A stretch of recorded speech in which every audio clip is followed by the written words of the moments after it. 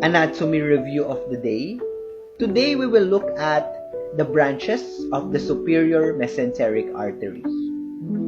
The SMA is a branch of the abdominal aorta and it has 6 main branches. In a counterclockwise fashion, we have the inferior pancreatico-duodenal artery, the middle colic artery, the right colic artery, the ileocolic artery, the ileal branches, and the jejunal branches.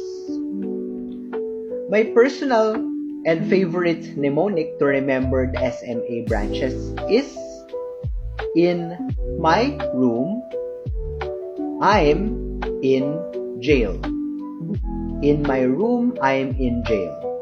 Inferior pancreatico-duodenal artery, middle colic artery, right colic artery, ileocolic artery, ileal branches, and jejunal branches.